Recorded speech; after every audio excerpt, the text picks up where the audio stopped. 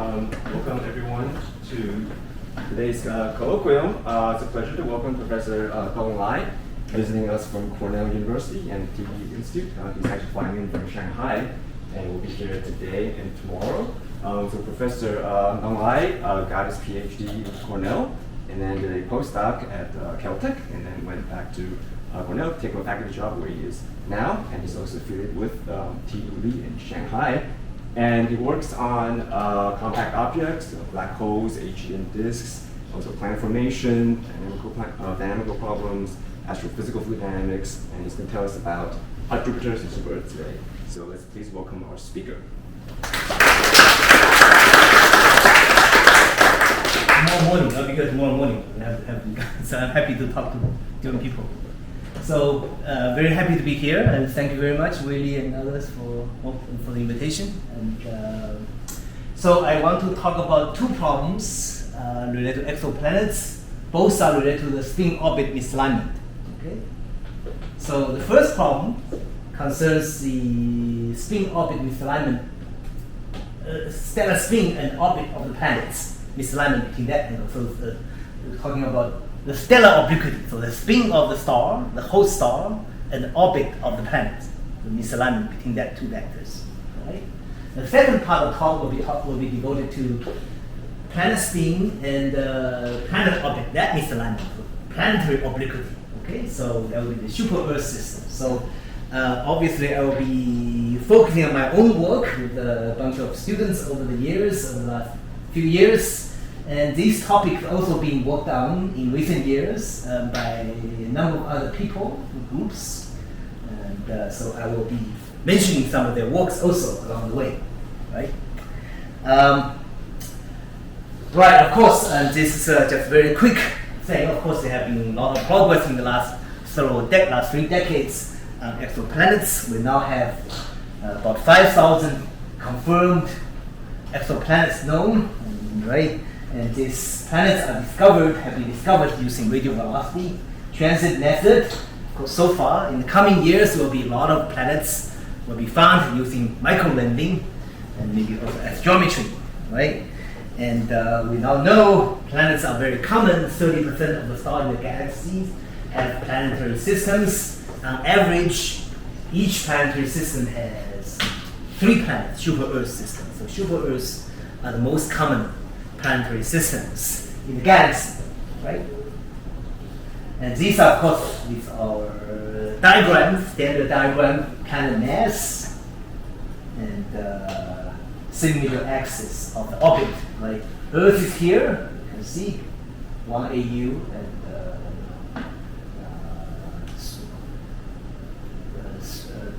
3,000 of the Jupiter mass, right? And then each dot represents the planets. And you can see a lot of super Earth here, right? And then there are hot Jupiter and cold Jupiter and so on, right?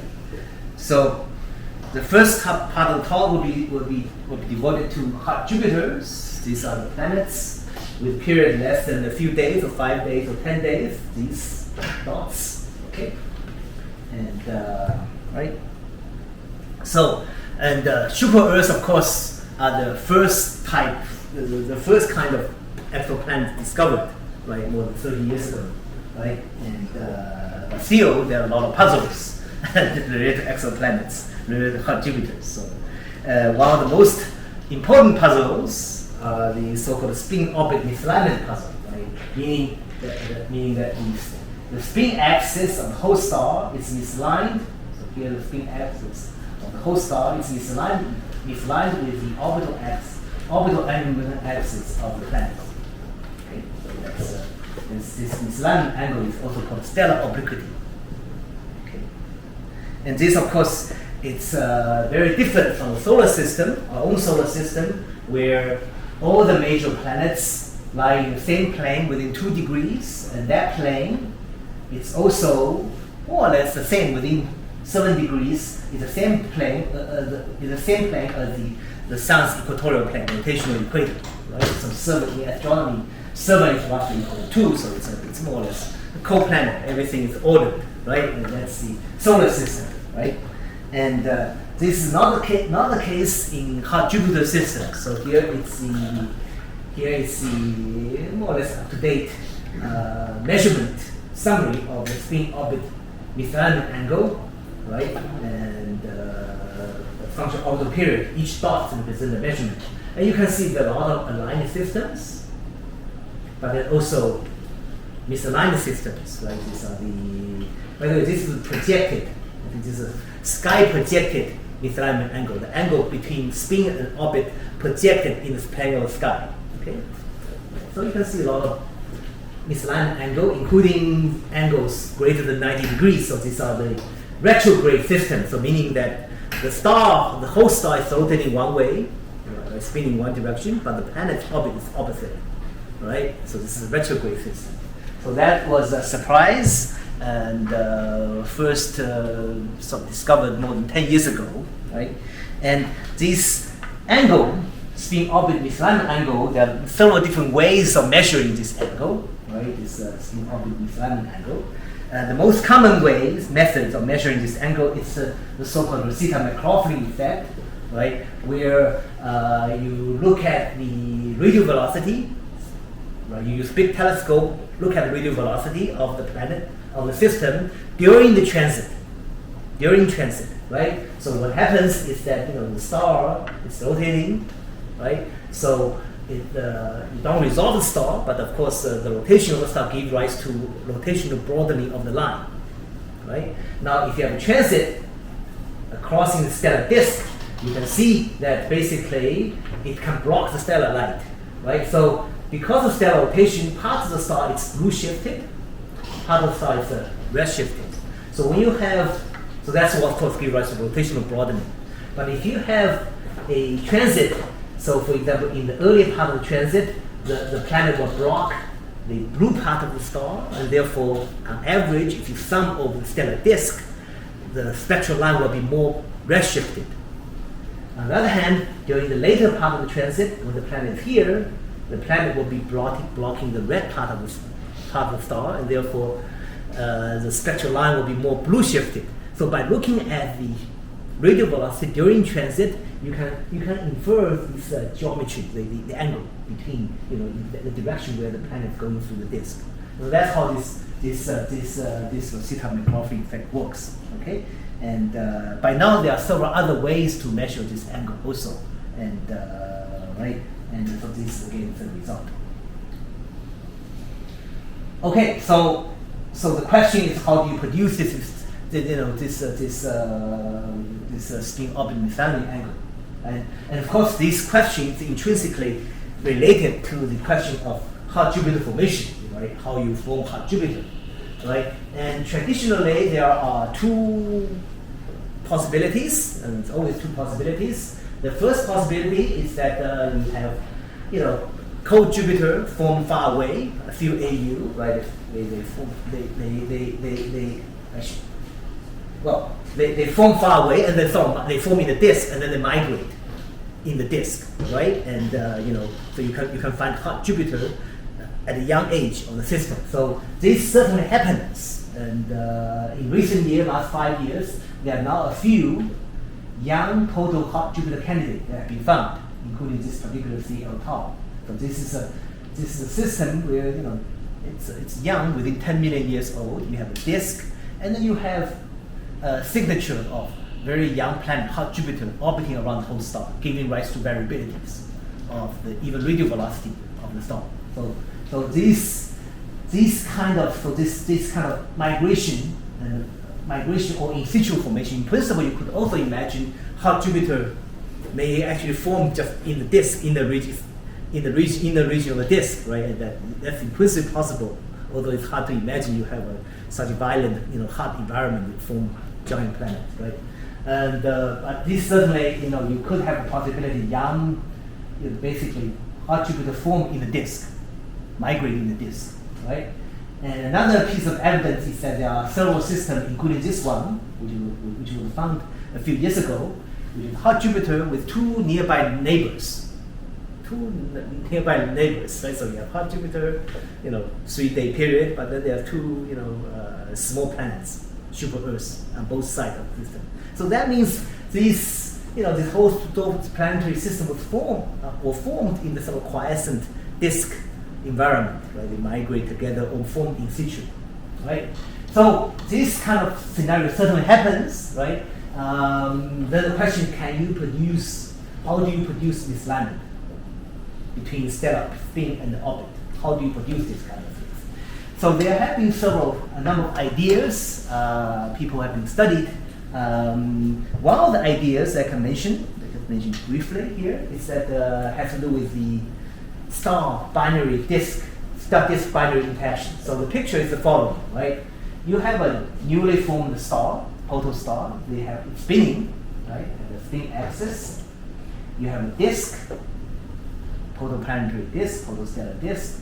It has a disk orbital angular momentum axis, LD. And then, of course, stars often come in pairs. You have a binary companion, distant binary companion, orbiting around the system. So this orbital angular momentum axis is LB.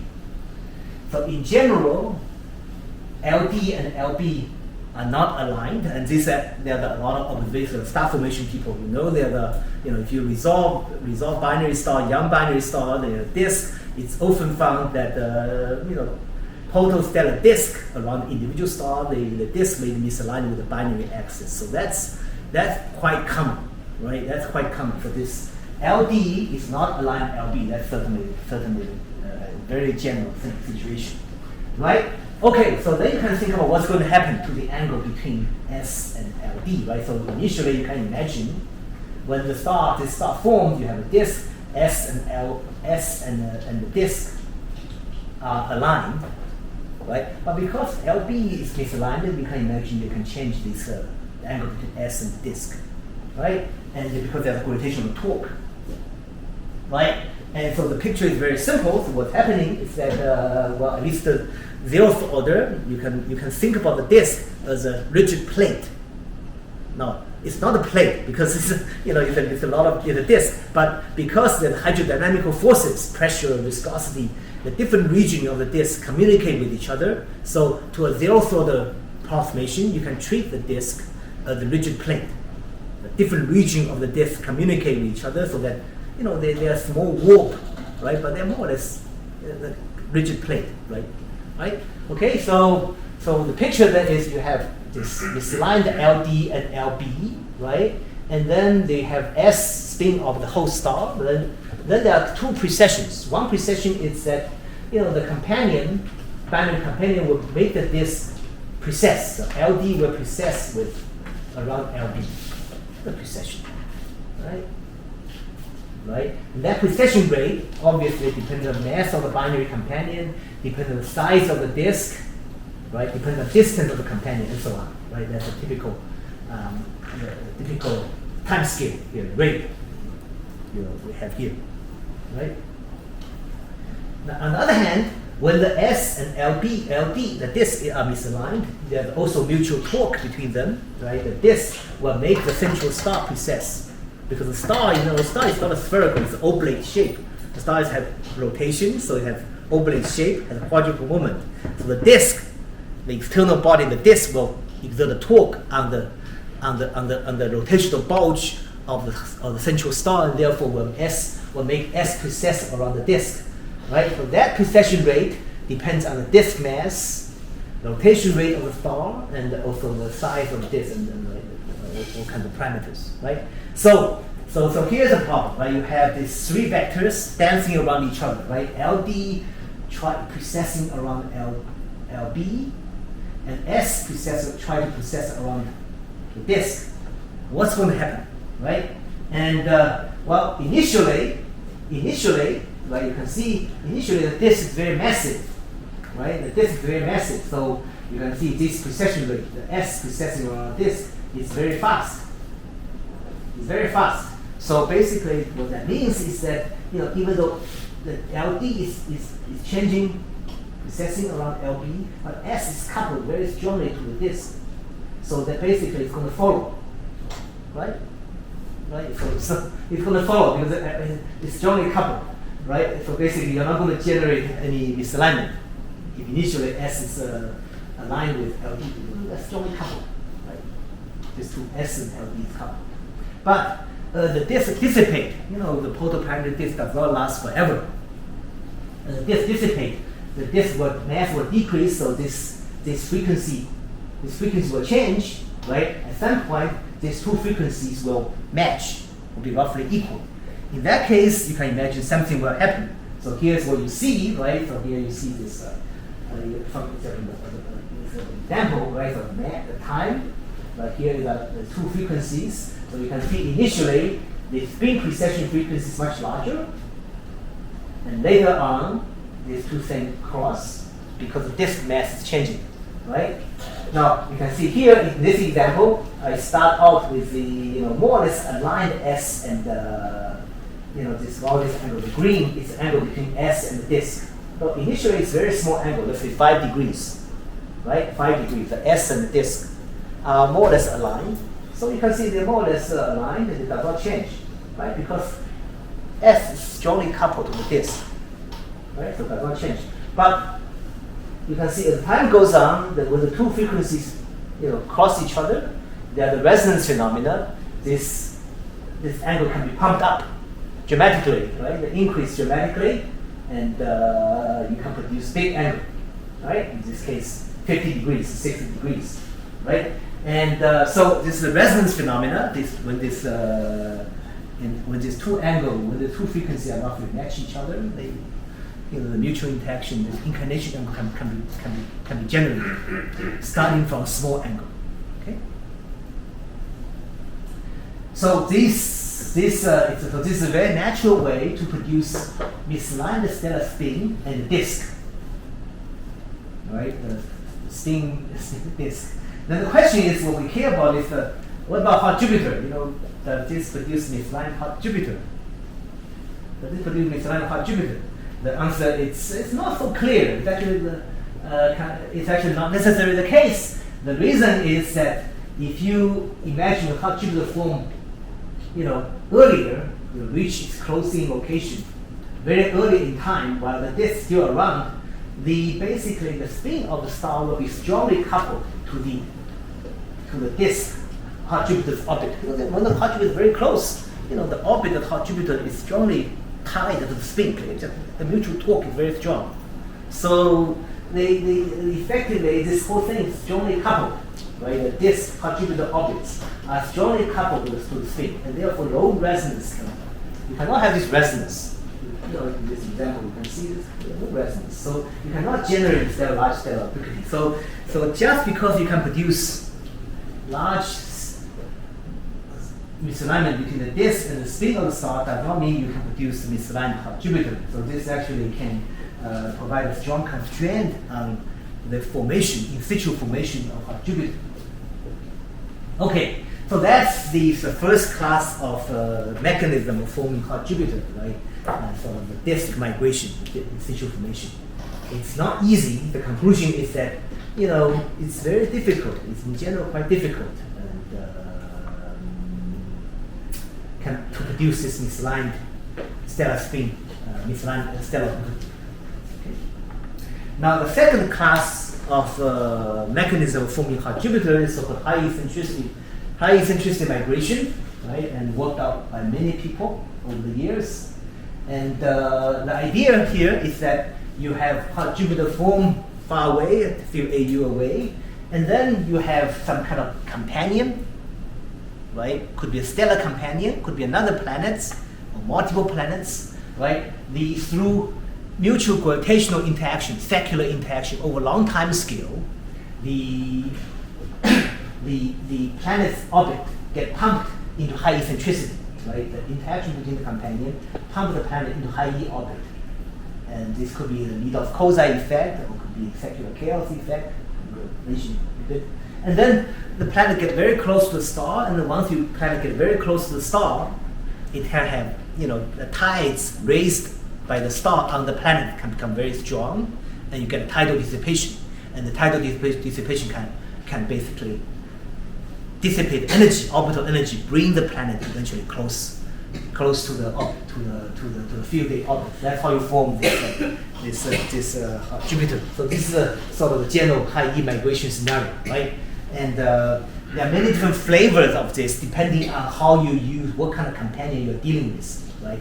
Whether it's another star or multiple planets, right? So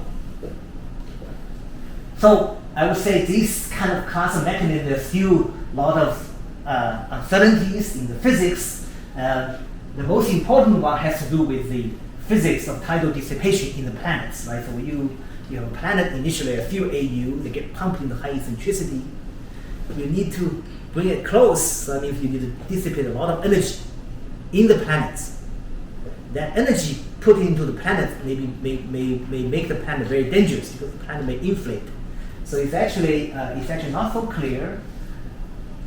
The strong tidal dissipation will make the planet can be stable or not, right? It depends on where the heat goes. If the tidal heat goes to the surface of the planet, then it's okay, just radiate away.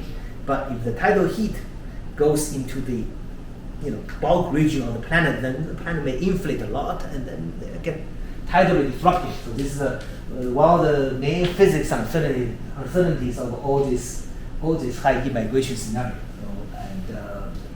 Okay, so I don't want to. This is a subject of different talk, but I just want to mention this here.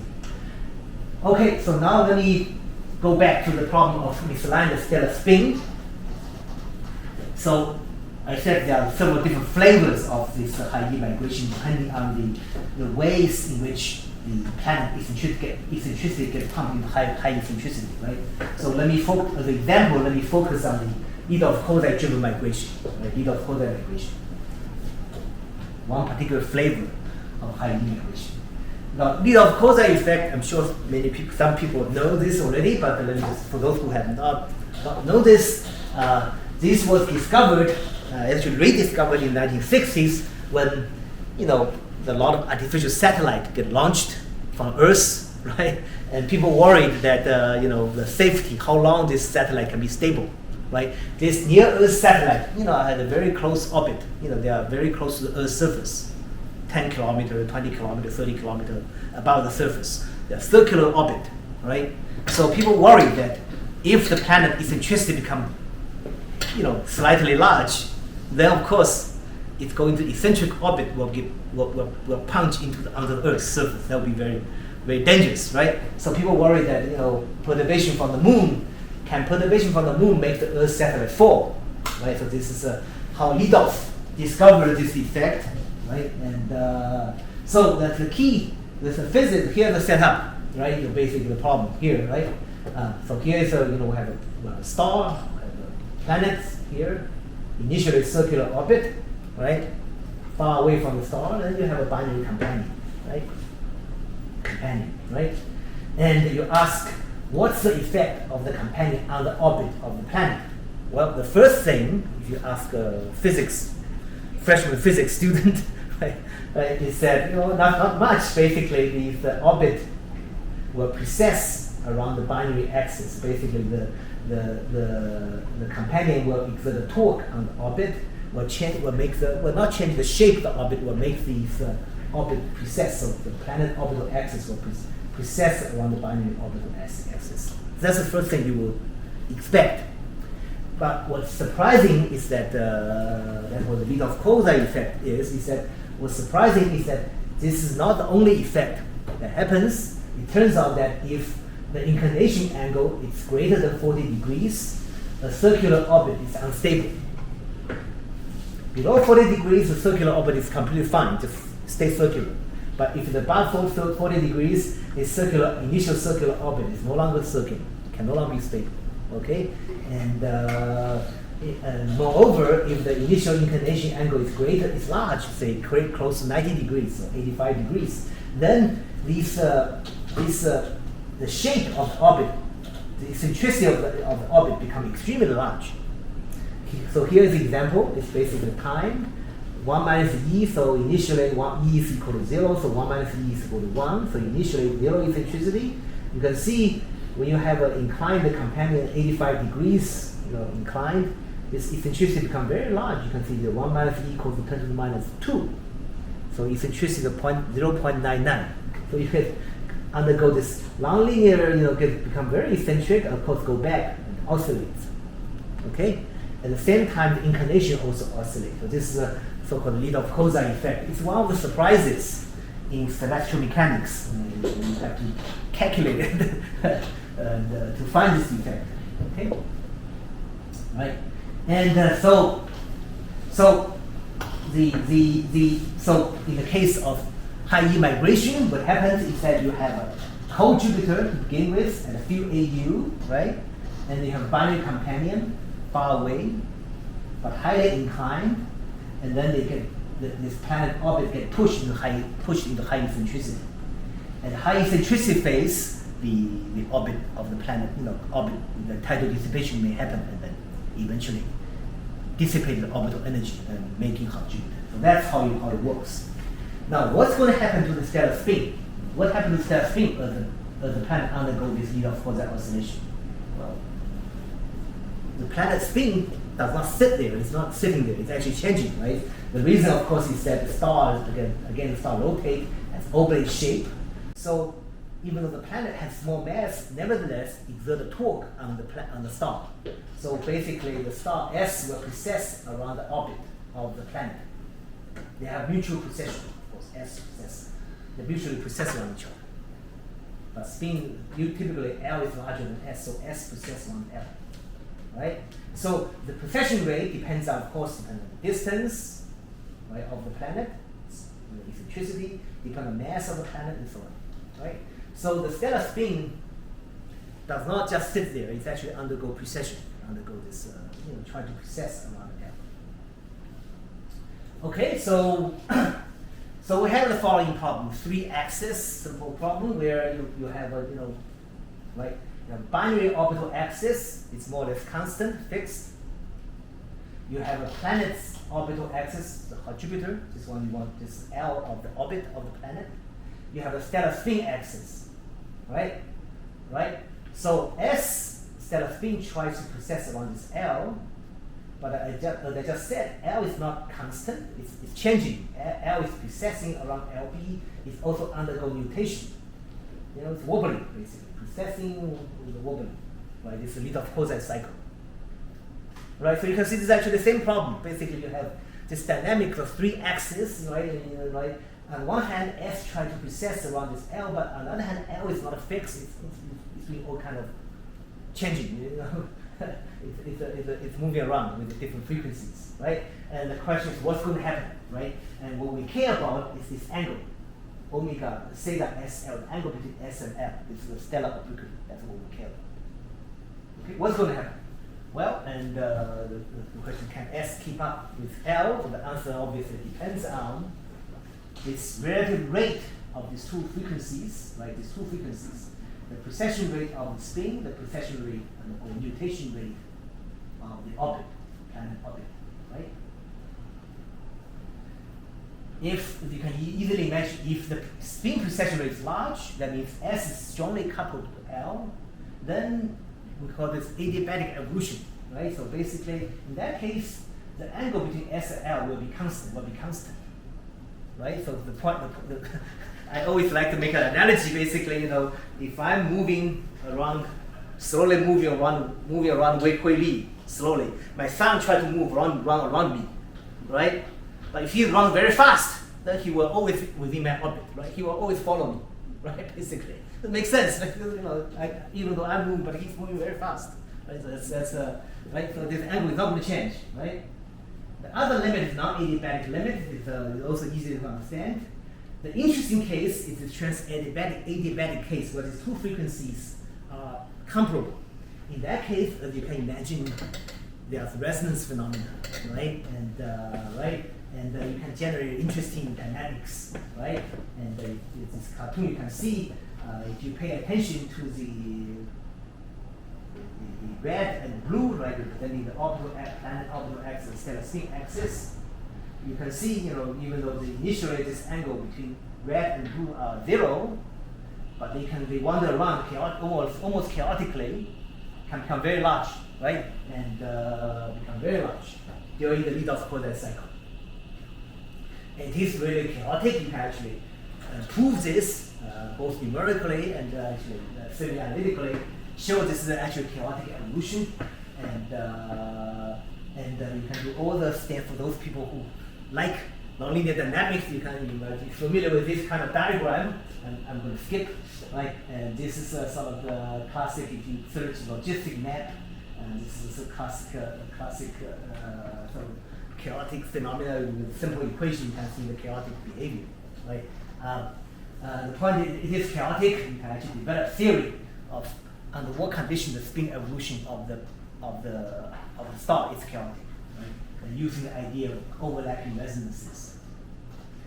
Okay, so now with tidal dissipation, eventually you want to form hot Jupiter. So here is an example, right, of actual thing what's happening. So here we have a cold Jupiter initially at 1 AU, right? We have a companion, right? Inclined companion, right? So you can see the binary companion make the planet orbit eccentricity undergo Nidov-Kozai variation, right? And so you can see eventually, right? Eventually the semi-major axis dissipates, goes up, eventually become hot Jupiter, right? So the planet eccentricity goes up, and then tidal dissipation happens, eventually to hot Jupiter. And the bottom panel shows the angle between S and L, the spin of the whole star and the orbit of the planet. Initially it's 0, but then you undergo all kind of crazy oscillation. Eventually settle down into a value, which is, in this case, 50 degrees. That's the final angle. Okay? And, right, so this is basically the combination of Nidov-Kozai oscillation combined with the spin dynamics and plus tidal dissipation, and give us this final. So the convention is that theta as L 90 degrees means the countable date. So it crosses between. Yes. Several times. No. Yes. This is 90 degrees means they are right. They're perpendicular, but on the other side they. Yes. Right. Right. Okay. Notice just add a note. This has the planet's orbit relative to the inertial space binary is actually always prograde. So there is actually widespread misconception in the community that you need to flip the orbit to get retrograde. It's actually not the case. You don't need the orbit is actually pretty well behaved, right? It's always prograde, less than 90 degrees. But then it's really you really need the spin dynamics to make this retrograde orbit. Okay. And you can then add this thing to try to do the sort of population synthesis to the best of our knowledge, right? And I'm not going to detail, but the point is you in general you produce, depending on the conditions, right, parameters, you generally produce a bimodal distribution of the spin orbit misalignment angle. Right? Here is the angle between S and L, the final one, right? The bimodal angle. Now, this bimodal angle is a very interesting phenomena. It's actually, you can explain it by this bifurcation phenomena. I don't want to go into detail, but basic physics, basic dynamics is the following thing. You have a pendulum. Make a simple analogy. Right? Imagine a pendulum initially oscillating, but imagine you gradually change the length. Change the length. Then you can imagine this. I think make the length shorter. You can think of make the length shorter. This amplitude become larger and larger, right? At some point, it will be exactly. It will be exactly at the top. Exactly at the top. Then the pendulum has to decide which way it's going to move. It's going to move which way. So that's called bifurcation phenomenon. Okay, it's like this. Okay, it's analogous to that phenomenon. Okay, so here is this is again the sort of prediction, it's somewhat generic prediction of this kind of Nidov-Kozai migration, prediction for the final of obliquity bimodal distribution. Here is the data. A few years ago, this projected obliquity of stellar obliquity of the stars, like the temperature of the star. Then there's a projected angle, the angle in the plane of the sky. Right? And here, for some of the system, for some of the stars, you can actually measure the rotational, the V psi I due to rotation. rotation of the of the line. Because misaligned, if you get an angle in the along the line of sight. So the point is, you can also measure the three-dimensional true angle of the S and L. Okay, so there's three the true angle, right? And you can see actually in this paper they actually claim that the two population, one is more or less aligned with error bar, and another population is clustered around 90 degrees. So two populations will align the system and a largely perpendicular system. And here's a more recent analysis this year. And they also find the same thing, but they get better statistics. And they're basically, you can basically still look at the 3D obliquity. You can see, there are a lot of aligned system, but then there's a misaligned system. There's a hint of clustering around 90 degrees, but it's not very strong. They basically claim that this second population, this population is not, it's also consistent with isotropic distribution. It's not very strong. Anyway, the point is it's not bimodal, right? Maybe there's a 90 degree clustering. So what's happening? It's not apparently does not agree with what I just said, this bimodal distribution, right? And so here is the what's going to happen. What happens? Well, the point is when I told you about this thing, this answer bimodal distribution, we actually assume essentially everybody who do worry about this kind of problems, we assume that initially, before the leader causae effect happens, right? We assume that stellar spin axis is aligned with the co-Jupiter orbital axis prior to high E migration. So you start with the co-Jupiter field AU, and then you basically the stellar spin is sort of aligned with that orbit. That's the assumption. But that's, if you remember what I told you earlier, this is before high E migration. We have this thing, right? We have this thing. I told you the first thing I told you. This is actually before lead of focus migration. You have this co-Jupiter. You have a disk. You have a binary companion. You have a young star, and you have this star-disk binary interactions, and that can, I told you that you can change the angle between the disk and the spin. So it's very natural. We should think before lead of focus happens. This angle between S and the disk, and therefore the S between the co-Jupiter orbits are misaligned, right? And this is so you already have this early on already have misaligned stellar spin with the disk axis. And the point is that you only after then the disk disappears and then you do the lead of cosine. So if you do this, you'll get different answers, and you'll get a very different answer. And so this answer is actually based on bimodal distributions. It's actually misleading. It's based on the wrong assumption about the initial conditions.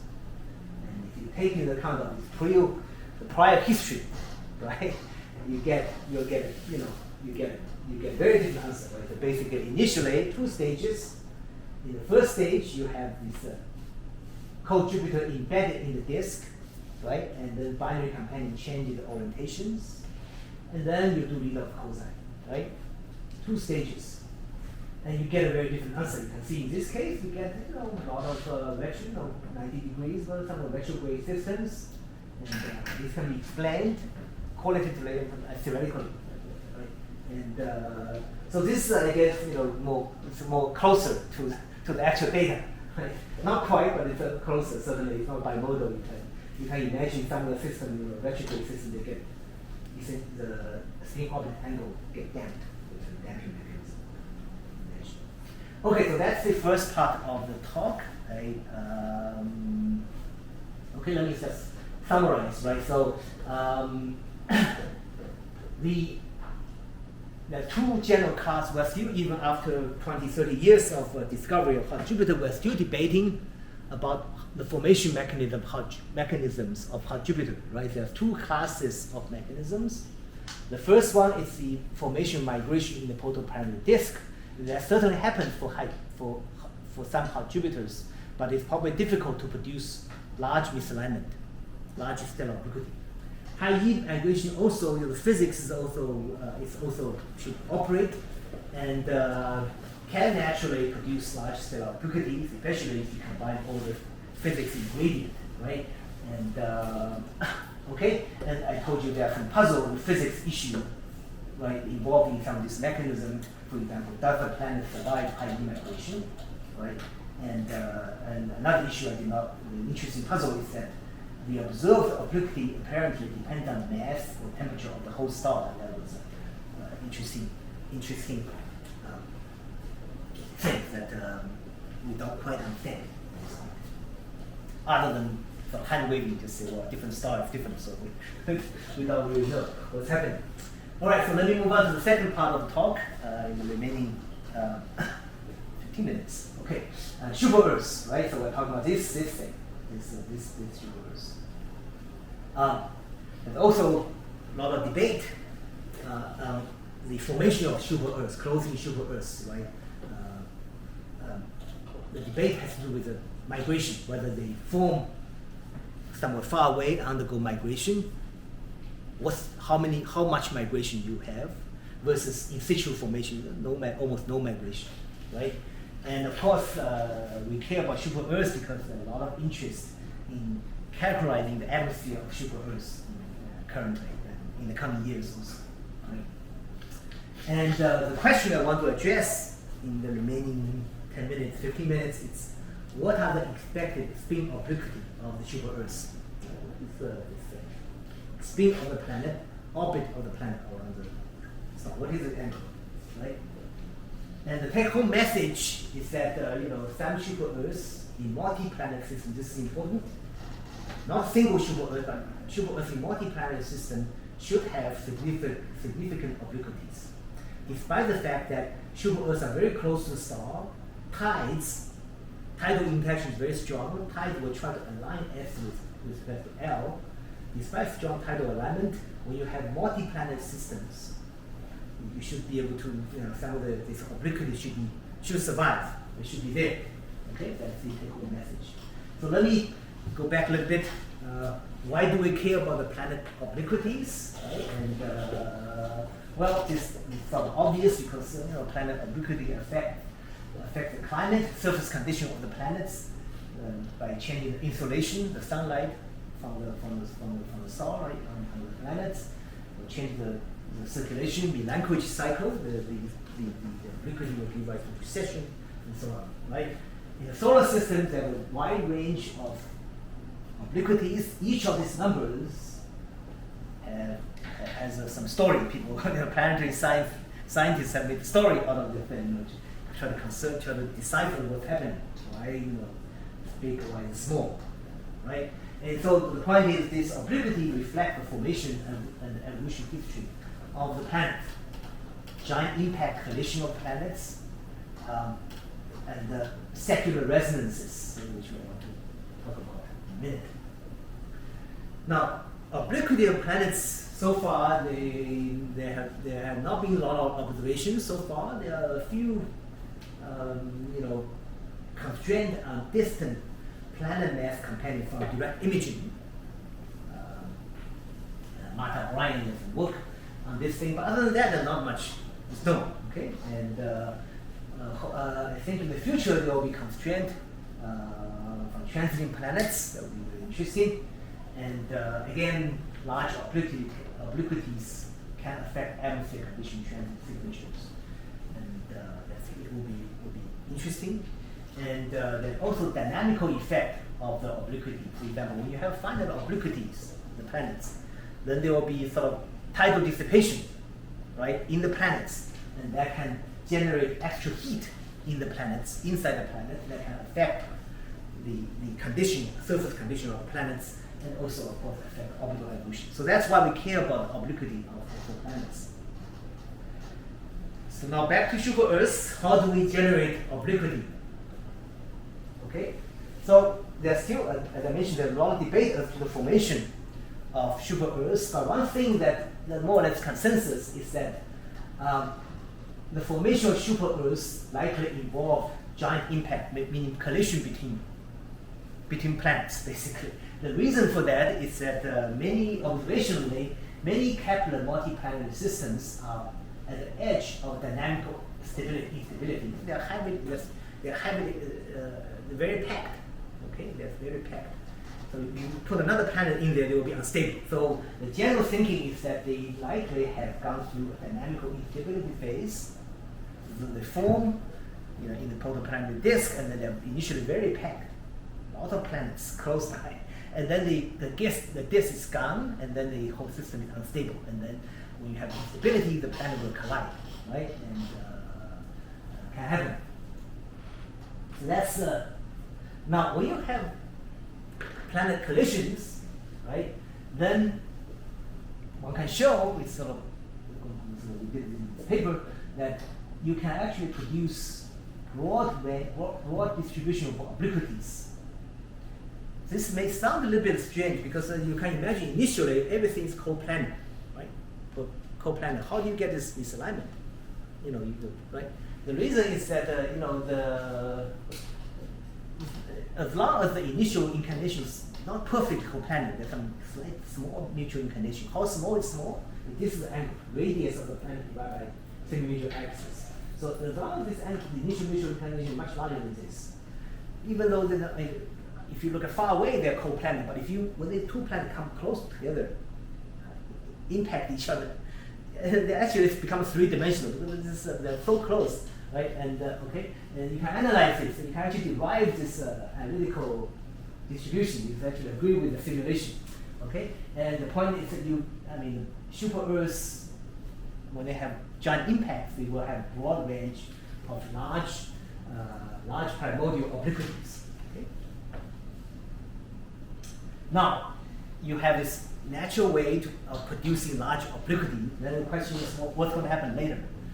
Can they survive? Well, not necessarily, because super Earths are very close to the star. If you're putting a typical number, 0.48 or closer, putting a typical dissipation tidal Q on the planets, you find the tides, the whole star raises a tide on the planet, right? That gives rise to dissipation, and that dissipation tends to align the S of the planet with the orbit, right?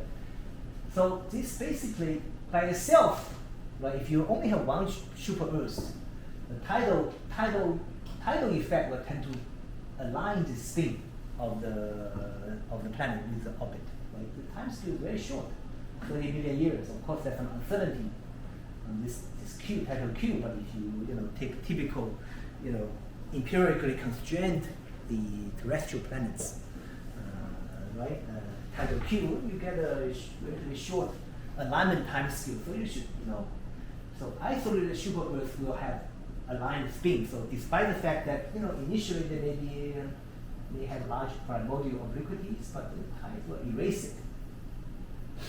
Okay, too bad.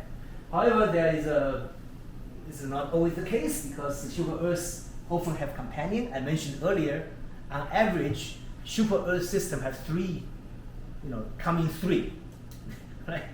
On average, each planetary system has 3 planets. They have companion. Okay, so let's think about what's happening, right? In this problem, right? So here is a little cartoon. You can see a simple problem with axes. Okay, so here is the orbit of the super Earth that we care about, right? We care about the S of the super Earth. Here is the orbit, L of orbit. Here is the whole star, right? And now we have a companion, could be another super Earth, and the orbit is slightly misaligned, called perturber LP. Right? Slightly is not perfectly aligned. Right? The question is, what's going to happen? Right? So basically, what's going to happen? Well, and this has a name. It's called Columbus top. We call it Columbus top. Basically, it's basically a spinning body. The spinning body is precessing, spin axis precessing around this L, but L is changing. Now this looks familiar. It's similar to the problem I have been discussing in this talk, right? What's going to happen? Well, by now it should be very familiar, right? Basically, the L will precess around the LP, the orbit will precess around LP, right? But S will precess around L, right? Spin precession, orbit will precess spin precession. And the rate depends on the parameters. For example, the rate of the spin depends on spin precession depends on the mass of the star, depends on the rotation rate of the planet, so right? Orbital precession depends on the mass of the companion. Okay? So again, this problem reduced to the problem of 3 axes, right? L precess around LP, S precess around L. The key point here, I did not emphasize before, is that, so we care about this angle, S, the angle theta, the angle between S and L. The key point I did not emphasize before is that this precession rate of S around L depends on not only depends on the bunch of mass and rotation rate, but also depends on this obliquity itself. So this precession rate depends on all kinds of parameters involved into alpha. But depends on the cosine of this angle, this theta angle, it's also, so this makes the problem a bit nonlinear actually. It's actually it's not just this precession, but this precession rate itself depends on obliquity. We care about this obliquity. Right? So this is actually very important for this problem. If you do the same problem for black hole, black hole, you also precession, then you don't have this kind of richness behavior. Okay, so in general, as you can imagine, because of all this variation, this theta will change in time. Not surprising, will change in time. Then you can ask, is there a equilibrium? Is there a possibility where this theta become constant despite of all this variation? The answer is yes. Well, yes, there's a possibility that this possibility for this equilibrium is called Cassini state. Planetary science has all kinds of names, Cassini states, where basically this angle is constant despite the fact that this L is changing but S is precessing. This angle is constant. So to achieve that Cassini state, what you need is basically all three vectors are in the same plane. Basically, they all change in the same precessing at the same rate, right? So you can basically adjust it. You can basically imagine the situation where all 3 vectors rotate in the same plane, they precess, maintaining the angle. And so you can find that thing. And in fact, there are multiple equilibrium solutions, right? And some of them are unstable, so you only need to care about 2 of them, right? So here is sort of this map out the equilibrium solution to Cassini state as a function of the ratio of these 2 parameters of the system. This parameter alpha and g depends on things like mass of the perturber, spin rate of the star, of the planet, and so on. Right? And the important point, the interesting point, the surprising point that for people who don't study this thing is that in the case when the alpha is the spin precession rate, it's much larger than g. You could find a situation where we could find an equilibrium solution where theta is close to 90 degrees. Okay, so in the limit when alpha is much larger than g, you could find a solution where cosine theta is close to 0. Not surprising because you can imagine some resonance can happen. Basically these 2 roughly equal. So you could find an equilibrium solution. So here this one, here this thing, it's close to 90 degrees. It's the equilibrium. You can do this more formally. The celestial mechanicians, they like to do the Hamiltonian, but that's just a tool. But the way to see this is that basically, again, this L precess on LP and this rate G, but this precession rate S precess on L is alpha cosine theta. You could find equilibrium when theta is 90 degrees, because so that these 2 are roughly equal. This is the point of the resonance, of course. You can actually do this more formally. It's a resonance phenomenon. Okay? So, to recap, this problem, in the presence of the companion, there are multiple equilibriums, right? Equilibrium, right? The angle, where this angle is constant, right? And now when you turn on tidal torque, right? So here is the problem, right? You have this system where you have this thing where S precessing change direction, and then you have tidal torque trying trying to align S towards L, trying to push S towards L. The question is, what is the final state of the system? Well, I told you there are multiple equilibria, and not surprisingly, when you have this dissipated force, will tend to drive this system towards its equilibrium, one of the equilibria, right? And that, so depending on the initial condition, the system could evolve into different one of the equilibria.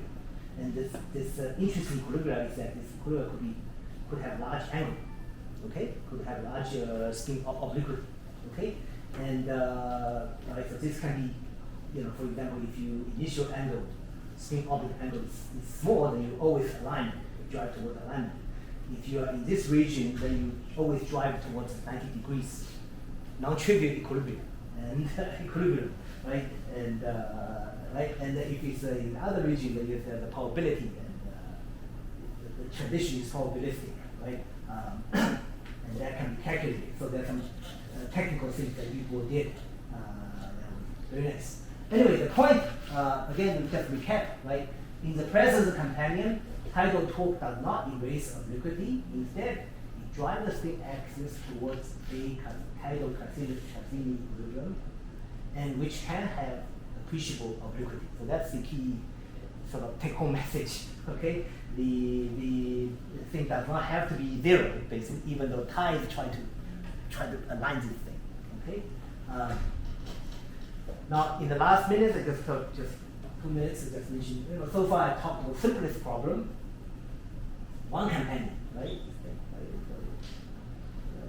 One companion. We care about this planet and one companion. In that case, of course, the precession is very simple because L just precesses around LP in a simple way. Now, if you imagine you have two or more than two companions, then the problem qualitatively the same, it's become more complex because in that case, this L will precess wobble with two or more frequencies, right? Instead of one frequency, you just have multiple frequencies, have more complicated motion. If you decompose that motion of L, it will have multiple frequencies, right?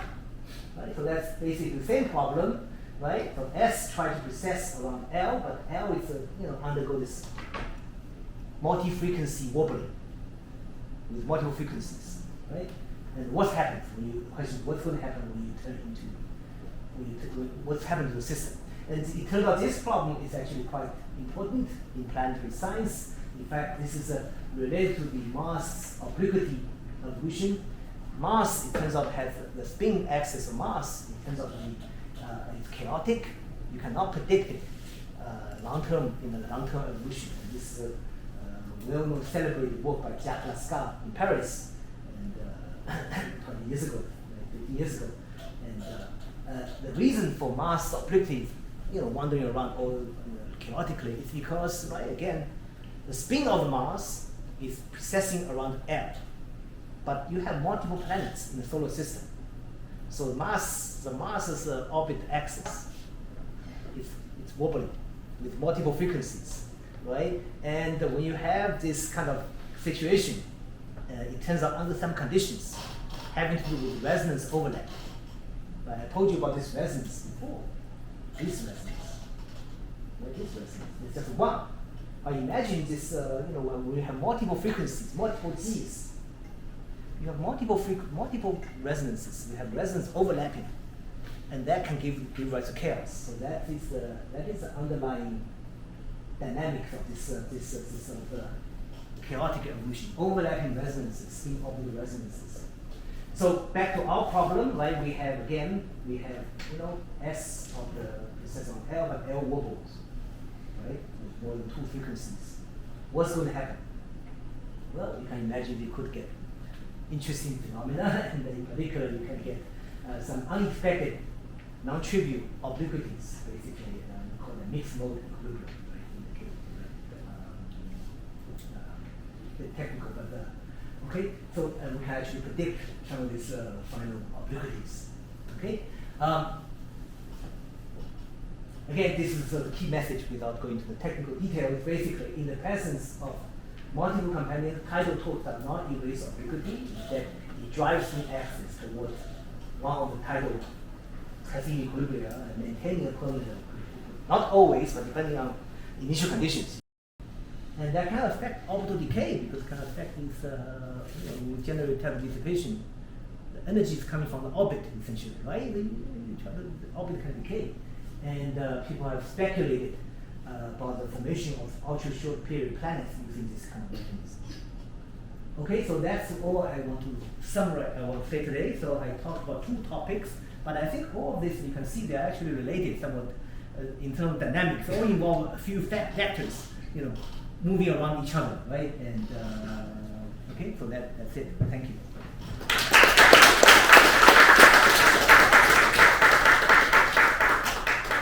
Thank you, Donald, for an interesting talk. We have time for a few questions. So in the first part of the talk, when you were talking about the high eccentric migration of hot Jupiters, so what kind of a companion do we need to drive the cosine effect? Like, do we need a stellar companion? Would a sub-stellar companion or even a Jovian companion be okay to drive this kind of a What I talked about is the stellar companion as the example, but as I mentioned, there are several different flavors of high E migration. You could also drive high eccentricity using multiple giant planets in appropriate configuration, right? Slightly inclined, and you can, and this is sometimes called secular chaos of the orbits. I did not talk about that, right? So, and the companion can be different things. You could use planets also, right? And the question is, how do you get this appropriate configuration that can drive the high eccentricity? It's not always happening, basically. Right? Not always. If you put in 3 planets, sometimes they don't drive the innermost one into high eccentricity. You need some appropriate conditions that can be. It's all having to do with this resonance phenomenon. Yeah. So just to follow that up a little bit, so from the observational side, are there evidences of binary companions in these systems? Yes, there are. It turns out, yes, Heather Newsom, Caltech, has done extensive study on this group. Yes, many super Earths, many Jupiter systems have companions. They have stellar companions, not surprising. It's actually most of them have more have companions, and but the companion, a lot of companions they found cannot play a dynamically important role. They found that some of the companions are useful, but if the companion is too far away, cannot do this thing. So the evidence is sort of conflicting. So it's sort of some of the companions certainly could play a role in driving the cosine cycle, but some of the companions they found are useless, could not be responsible for the formation of hot Jupiter, that kind of thing. Unless you imagine I think the initial condition of the cold Jupiter is like 20 AU, for example. If you put in 5 AU, so that's maybe possible. If you have a distant companion, if the orbit is only 1 AU, then the driving is very weak. But for the same companion, if make the orbit very big, the 20 AU, then the influence, because we're talking about tidal effect essentially, right?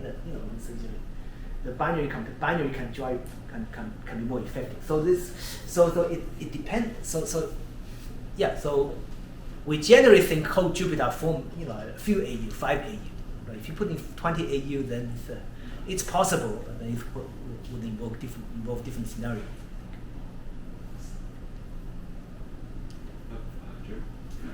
So going back to your first section on hot Jupiters, you said you have the binary and the disk. Yes. You consider a misalignment between the disk and the binary, but if that misalignment is large enough, the disk can actually undergo cosine litoff as well. Did you explore that? Oh, initially in the earlier stage with the disk, Right. well, disk does not do cosine. Why not? Disk itself, disk, it's Disk can go undergo. Disk that much weaker. That's much weaker. The disk can become somewhat eccentric. Just in the disk the whole disk become eccentric. Yeah, and oscillate in inclination as well. But they generate much smaller amplitude. They don't go to extreme thing because you can imagine. Yes, you're right. Yeah, it's certainly what you're referring to is some work. I think Rebecca Martin. Yeah. Yes, that's right. The presence of the companion can make the disk somewhat eccentric, but they don't get very eccentric. You can't because the disk is all the fluid. They cannot. They have a lot of dissipation. Right? If you drive too large eccentricity, they become dissipated. I was just wondering if that introduces another precession time scale then, if that's the. No, that's the same time scale as the precession of the disk around the binary. Same time scale, right? Right. What I talked about, the disk will precess around the binary. That's the same time scale as the Kozai time scale of the disk driven by the binary. It's the same thing. It's the same time scale. Any question from Alex? Yeah, I'm very interested in the planetary obliquities. So you do super Earths and these multi-planet systems. So I was just wondering about what you think the prospects are for extending that to giant planets at larger semi-major axes. Very different regime, larger masses, greater distances between one another and also from the host star. Making predictions for that. Do you think it's possible, or is it just totally sort of? I haven't played the number. All these dynamics you can play. You can. I think you can. Scale. You can do the proper scaling. I think the time scale will be this kind of particular kind of thing will be if you have a giant planet at large distance, the precession rate will be too small. I think, and so you will not necessarily get to the right regime. I think. So obviously, you can tune them, but just can't make the predictions. I mean, it must in fact, yes. For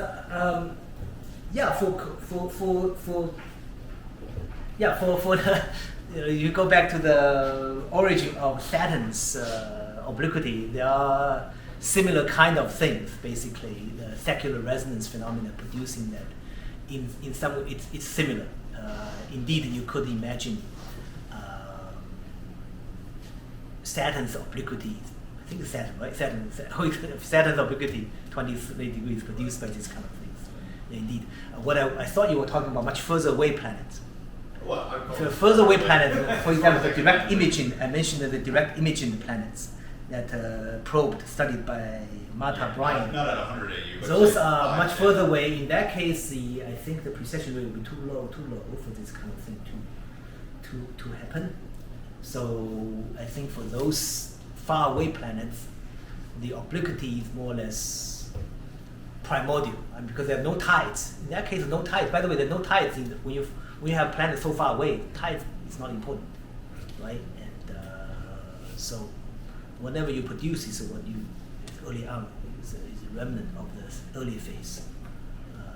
Yes, yeah, you're right. For Saturn, that kind of distance, few AU is possible.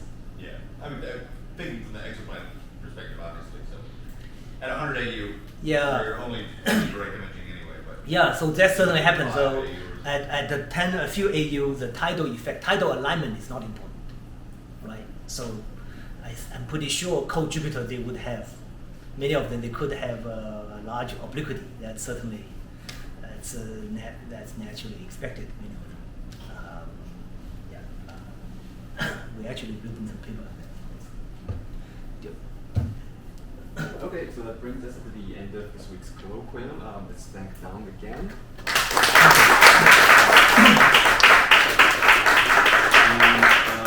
And we have tea and coffee outside.